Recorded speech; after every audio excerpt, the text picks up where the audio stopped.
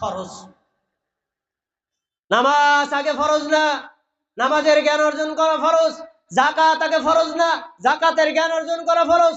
রোজা আগে ফরজ না, রোজার জ্ঞান অর্জন করা ফরজ। হজ আগে ফরজ না, হজের জ্ঞান অর্জন করা ফরজ। ইসলাম গ্রহণ করা আগে ফরজ না, ইসলাম সম্পর্কে জানা ফরজ। ঈমান গ্রহণ করা আগে ফরজ না, ঈমানের জ্ঞান অর্জন করা ফরজ। ঈমান গ্রহণ করার পরে ঈমান কোন কোন কারণে ভেঙে যায় এটা জানা আগে ফরজ। ইসলাম গ্রহণ করার কারণে কোন কোন কারণে ইসলাম থেকে মানুষ বহিষ্কৃত হয় এটা জানা নফল না ফরজ? কেন ফরজ? কারণ যদি আপনি নামাজ না জানেন, নামাজ পড়লেও নামাজ হবে না। আপনি যদি রোজা না জানেন, রোজা রাখলেও রোজা হবে না। যাকাতের জ্ঞান অর্জন না করেন, যাকাত দিলেও সিস্টেম অনুযায়ী হবে না। এজন্য সকল ফরজের আগে জ্ঞান অর্জন করা ফরজ। কথা বলেন কি? কোন অর্জন করা ফরজ? সব ফরজের আগে জ্ঞান অর্জন করা ফরজ।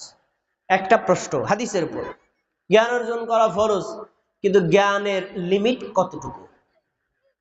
যেমন আপনি আজকে আমাদের সামনে বক্তা হিসেবে আসছেন, আপনি একজন আলোচক, অনেক কথা আমাদেরকে বলেন, আমাদেরও কিরকম বক্তা হইতে হইব, আমাদের কিরকম ওয়াজ করতে হইব না। জ্ঞানের দুইটা লেভেল আছে, একটা হলো বেসিক, আসল, মৌলিক, আর একটা হলো শাখাগত বিষয়। কয়টা বিষয় বলছি? একটা হলো মৌলিক, একটা হলো অমৌলিক বা শাখাগত বিষয়। মৌলিক আর শাখাগত উভয় বিষয়ে আলেমের জ্ঞান অর্জন করা ফরজ। আর মৌলিক বিষয়ে নারী হোক, পুরুষ হোক, সাধারণ মানুষ হোক, আর যে হোক না কেন, সে অবশ্যই তার এতটুকু জ্ঞান রাখা কি ফরজ। মৌলিক বিষয়ে জ্ঞান অর্জন করা সবার জন্য ফরজ। কেউ এজন্য আপনি পার পাবেন না কিয়ামতের দিন, আল্লাহ আমি তো জানি নেই এ কথা বলে পার পাওয়া যাবে না। মৌলিক বিষয়ে জ্ঞান অর্জন করা ফরজ। এখন মৌলিকের আমার লিমিট কতটুকু দেখি দিই। মৌলিকের লিমিট সম্পর্কে আমি একটা লিস্ট শুনাই, এখান থেকে দুই একটা প্রশ্ন করলে দেখবেন আপনারা আটকাই গেছে।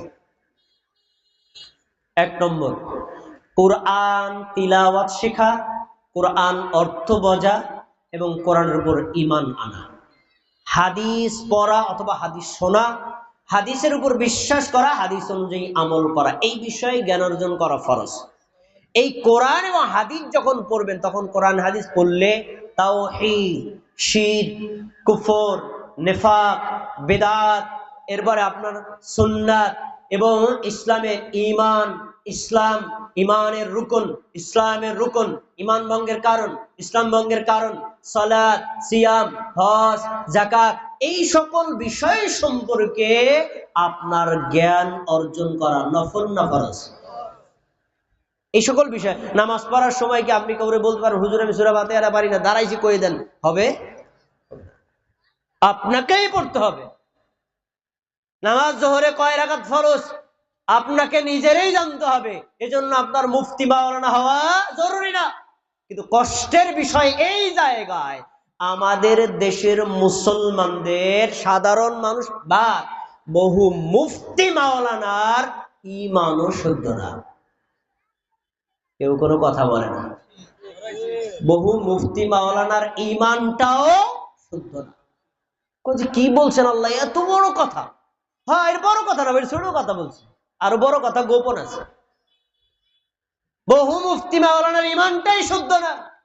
এখন আমি একটু টেস্ট করি। টেস্ট, বর্তমান চলতেছে রজব মাস। কি মাস? রজব মাস। রজব মাসে আমাদের সারা বাংলাদেশে 26 দিবাগত রাত, 27 রাতে একটা রাত পালন করে। রাতটার নাম কি বলেন দি? শবে মেরাজ। শবে মেরাজের রাত পালন করে। শোনেন, মেরাজ হয়েছে সত্য, কিন্তু রজবের 26 তারিখ দিবাগত হয়েছে তার কোনো দলিল নেই। মেরাজ সত্য, কিন্তু এই তারিখ হয়েছে কোনো দলিল নেই, কিন্তু ওই দিনই আমরা এটা করি। আচ্ছা করেন, কিন্তু পয়েন্ট হল অন্য জায়গায়। মেরাজের রাত্রিতে হুজুর ধুমসে বয়ান করতেছে, মাগরিব থেকে রাত 12টা পর্যন্ত ঘোরা করে রয়েছে। বয়ানের মধ্যে কি বলতেছে? শোনেন, আজ এক মহা ঐতিহাসিক রাত।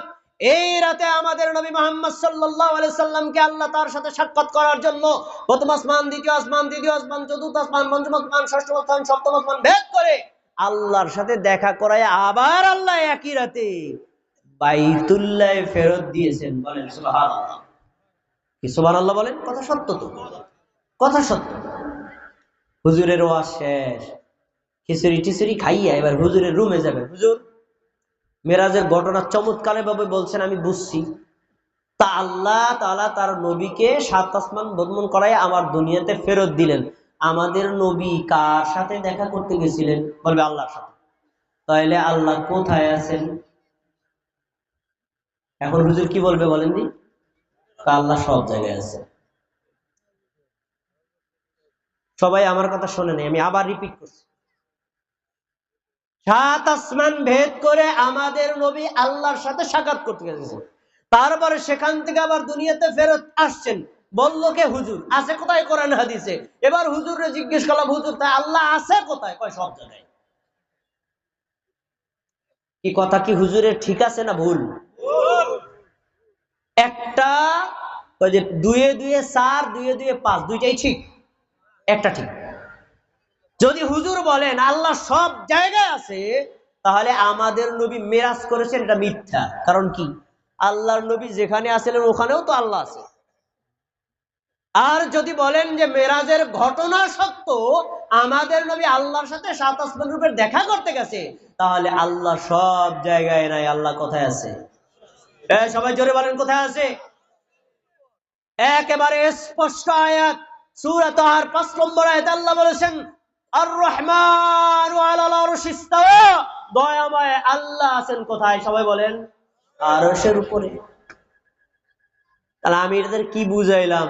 হুজুর মুফতি মাওলানা, এর আগে আবার পীরে কামেলও লেখা আছে, হুজুর নিজেই জানেন আল্লাহ কোথায় আছে। তা হুজুরের ঈমান ঠিক আছে? এই হলো হালাত। এবার আপনাদের ট্রাই করি, আপনাদের ঈমান কতটুকু পাক্কা আছে। আমি যারা চিনি এরকম উত্তর দিবেন না, আমি যাকে চিনি না তারা উত্তর দিবেন। আমাদের ধর্মের নাম কি? ইসলাম অর্থ কি? সবাইকে একমত? অনেকে চুপ রয়েছে, ভাই বলে নাই, আব্দুল মালিক বলে নাই, অনেকে বলে নাই। আমাদের দেশে একটা প্রসিদ্ধ অর্থ আছে, ইসলাম মানে শান্তি। এ কথাটা কি প্রসিদ্ধ না? ইসলাম অর্থ কি? ইসলাম অর্থ শান্তি। কিন্তু না, ইসলাম অর্থ শান্তি না। ইসলাম মানে আত্মসমর্পণ করা, ইসলাম মানে আনুগত্য করা, ইসলাম মানে অনুসরণ করা, ইসলাম মানে মেনে নেওয়া। ইসলাম অর্থ আত্মসমর্পণ না। কিন্তু আমরা ভুল অর্থটা জানি। কেন জানি?